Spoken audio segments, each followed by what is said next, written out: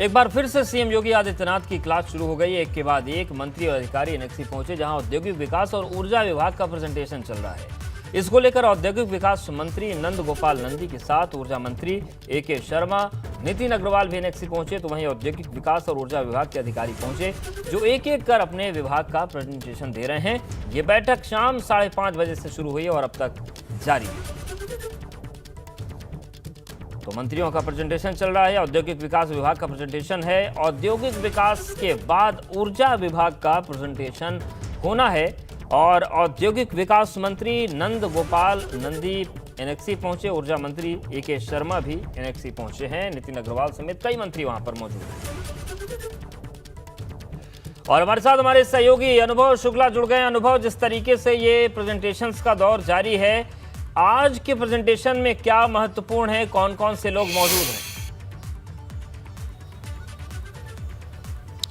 देखिए, बिल्कुल ये प्रेजेंटेशन का दूसरा दिन है। पहली जो हम कहें प्रस्तुतिकरण हुई वो कृषि विभाग की हुई, और उसके बाद आज जो है ये इंडस्ट्रियल डेवलपमेंट और इंफ्रास्ट्रक्चर, इसको लेकर ये जो प्रेजेंटेशन है वो हो रहा है। अगर हम आपको दिखाएं, ये एनेक्सी है जिसको लाल बहादुर शास्त्री भवन भी ये कहलाता है। तो यहाँ पर बहुत लंबे समय बाद हमें इतनी चहल पहल दिख रही है, क्योंकि अब सरकार के सारे काम जो है वो लोक भवन से होते हैं और यहाँ पर ऑफिसर्स बैठते हैं, उनके अपने अपने कार्यालय। पर इस बार मुख्यमंत्री ने ये तय किया कि जो प्रेजेंटेशन जो योगी 1 में हमने देखा यहीं प्रेजेंटेशन होते थे, तो योगी 2 में भी प्रेजेंटेशन यहीं पर हो रहे हैं। और आज जो ये इंडस्ट्रियल डेवलपमेंट और इंफ्रास्ट्रक्चर को लेकर जो प्रेजेंटेशन हो रहा है, सबसे महत्वपूर्ण ये है कि औद्योगिक विकास के साथ साथ जो भी विभाग इससे जुड़े हुए हैं।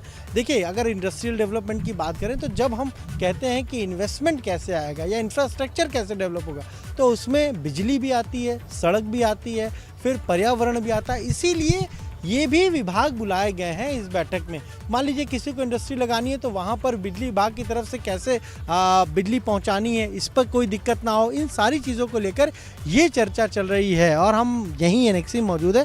1.5 घंटे से ज़्यादा का वक्त हो चुका है। सारे देखिए, मंत्री तो सारे बुलाए जा रहे हैं इस प्रेजेंटेशन में, चाहे वो कैबिनेट मंत्री हों 18, चाहे वो राज्य मंत्री स्वतंत्र प्रभार हो 14, या फिर जो 20 राज्य मंत्री हैं वो सब बुलाए गए हैं।